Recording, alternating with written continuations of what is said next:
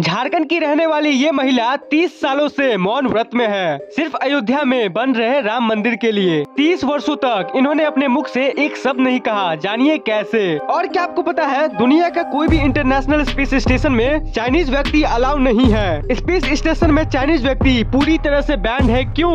और क्या आपको पता है, बालवीर का जो ये एक्ट किए हैं ये एक्टर देव जोशी, तो इनको रियल लाइफ में स्पेस एक्स जो कि इलॉन मस्क की एक कंपनी है, उनकी तरफ से इनको चांद पे भेजा जा रहा है। जी हाँ, देव जोशी को 2024 में चांद पे भेजा जाएगा। तो ऐसे ही माइंड बॉगलिंग फैक्ट्स आज आप इस वीडियो में जानने वाले हो, तो इस वीडियो को पूरा जरूर देखना। नेक्स्ट फैक्ट, इस दुनिया में सबसे लंबा टंग अगर किसी का है तो ये इनका है। इस दुनिया का सबसे लंबा जीव यानी टंग का जो रिकॉर्ड है ये इनके नाम है। निक स्ट्रॉबेरी जो कि कैलिफोर्निया के रहने वाले हैं, इनका जो टंग का लेंथ है वो 10.1 सेंटीमीटर है, लगभग 4 इंच लंबा जीव। और दुनिया का सबसे लंबा नाक इनका है थॉमस वेडहाउस। पता नहीं कैसे कैसे लोग रहते हैं इस धरती पे। नेक्स्ट फैक्ट, क्या आपको पता है, इटली में एक ट्रेडिशन है कि जब भी इटली में न्यू ईयर आता है तो उस दिन सबको लाल चड्डी यानी रेड अंडरवियर जरूर पहनना होता है। जी हाँ, हर जगह का अलग अलग बिलीफ होता है, कल्चर होता है। तो ये रेड अंडरवियर पहनने का जो कल्चर है ये इटली में मौजूद है। वहाँ के सारे लोग न्यू ईयर के दिन रेड अंडरवियर पहनते हैं। उनका ये मानना है कि चुड़ैल रक्षा करेगी उनका और उनके घर में रखे ज्वेलरी का सिर्फ लाल चड्डी पहनने से। इंटरेस्टिंग। कई लोगों को बिलीव और बिलीफ में अंतर नहीं पता है। ये बहुत कॉमन है। बिलीव मतलब होता है विश्वास और बिलीफ मतलब होता है आस्था, मान्यता। और हर जगह का अलग अलग मान्यता होता है, बिलीफ होता है। जैसे इटली का है लाल चड्डी पहनना। नेक्स्ट फैक्ट, बेंजामिन फ्रैंकलिन का जो घर था उसका रिपेयरिंग का काम चल रहा था, तो उनके घर के अंडरग्राउंड में बहुत सारे इंसानों के हड्डियां मिली। करीब 1200 हड्डियों को पाया गया। इन्वेस्टिगेशन से पता चला लगभग 15 लोगों की हड्डियां थी वहाँ पे। तो आप सोच रहे होंगे कि बेंजामिन फ्रैंकलिन के घर के अंडरग्राउंड में इतने लोगों की हड्डियां क्यों मिला? तो काफी रिसर्च के बाद ये पता चला कि इनका एक दोस्त था जिनका नाम था विलियम ह्यूसन। तो ये पता चला कि ये इंसान यहाँ पे इनलीगली एनाटॉमी स्टडी करते थे, मतलब बॉडी पार्ट्स की स्टडी करना।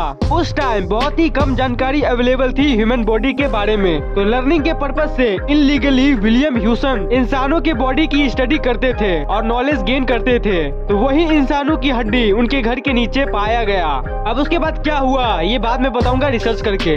Next fact, Baalveer TV series के जो एक्टर हैं देव जोशी, इन्हें तो सब जानता होगा। तो ये एक बहुत ही यूनिक काम करने जा रहे हैं। तो ये 8 मेंबर का क्रू जो कि स्पेस एक्स कंपनी की तरफ से मून ट्रिप पे जाएंगे, तो उस 8 मेंबर में ये भी शामिल है। जी हाँ, इलॉन मस्क का एक ट्रिप होने वाला है स्पेस एक्स का, जिसमें इन 8 क्रू मेंबर्स को, जिसमें देव जोशी भी है, उनको भेजा जाएगा मून पे। जिसमें वो मून पे लैंड तो नहीं करेंगे, लेकिन पूरे मून का एक चक्कर लगा के घूम के वापस अर्थ पे आएंगे। ये एक मिशन है जो कि स्पेस एक्स लॉन्च करने वाला है इसी साल 2024 में।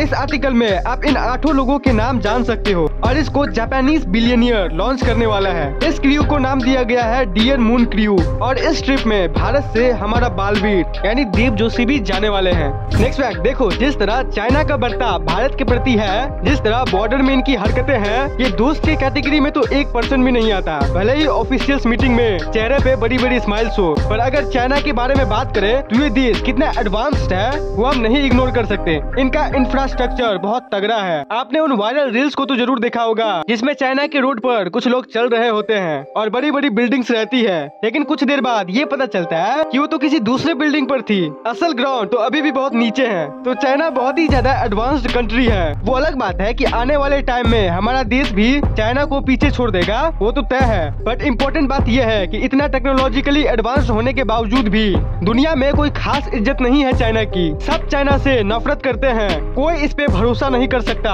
इंटरनेशनल स्पेस स्टेशन ये जो इतनी बड़ी मशीन है जो 24 घंटे धरती के चक्कर लगा रही है, इसको बनाया था अमेरिका, जापान, रसिया और यूरोप ने मिलकर। और फैक्ट ये है कि कोई भी देश का एस्ट्रोनॉट्स गवर्नमेंट से बात करके इंटरनेशनल स्पेस स्टेशन में जा सकता है। अगर किसी भारतीय एस्ट्रोनॉट्स को इंटरनेशनल स्पेस स्टेशन में जाना हो तो भारत से एक कॉल जाएगा और अमेरिकन साइंटिस्ट हमारे स्वागत में खड़े हो जाएंगे। ये पावर है इंडिया की। लेकिन ये जानकर आप शॉक्ड रह जाओगे कि ये इंटरनेशनल स्पेस स्टेशन में कोई भी चाइनीज व्यक्ति यानी चाइना का कोई भी स्पेस साइंटिस्ट इसके अंदर नहीं जा सकता। चाइना के कोई भी इंसान को इंटरनेशनल स्पेस स्टेशन के अंदर जाने से पूरी तरह बैंड किया गया है। आपको पूरे इंटरनेट पे एक भी ऐसा फोटो या वीडियो नहीं मिलेगी जिसमें इंटरनेशनल स्पेस स्टेशन के अंदर कोई चाइनीज हो। उनके लिए पूरी तरह से बैंड है ये। 2011 में एक बिल पास किया गया था अमेरिका में, जिसे कि वुल्फ अमेंडमेंट कहते हैं, और इस बिल के अनुसार किसी भी चाइनीज को अलाउ नहीं किया जाएगा स्पेस स्टेशन में, और न ही कोई स्पेस डील या एग्रीमेंट किया जाएगा इनके साथ, क्योंकि सबको डर है कि अगर हम चाइनीज के साथ मिलकर काम किए तो ये कहीं देश का इम्पोर्टेंट डेटा और इन्फॉर्मेशन को चुरा न ले। ज्यादातर देशों को ट्रस्ट इशू है चाइना से। कोई भी देश चाइना का भरोसा नहीं करता। फिर उसके बाद चाइना ने कहा,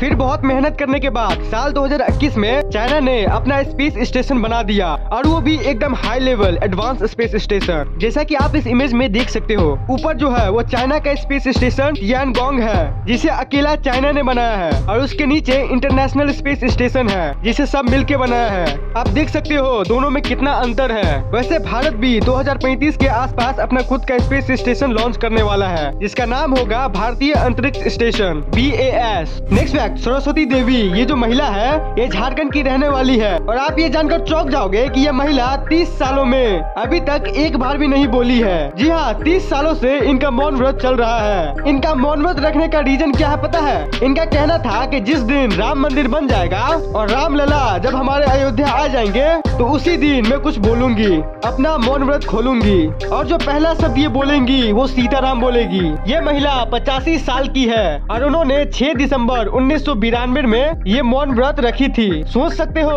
1992 से लेकर अब तक इन्होंने कुछ नहीं बोला है। पूरे 30 साल हो गए हैं। ये महिला भगवान श्री राम की बहुत बड़ी भक्त है। ये रोज अपने डायरी में लिखकर लोगों से बात करती है। इनके बारे में अभी बहुत सारे न्यूज आर्टिकल्स बन रही है। इनको मोदी जी की तरफ से इनवाइट किया गया है 22 जनवरी को अयोध्या में। अयोध्या में जाती आती थी तो उस समय थोड़ा बहुत मौन रहती थी, लेकिन ये विवादित ढांचा ढहने के बाद ये पूर्ण रूप से संकल्प ले ली कि जब तक इसके अंदर में राम मंदिर बने और रामलला का स्थापना हो, इनका प्राण प्रतिष्ठा हो, उसके बाद ही हम मौन खोलेंगे।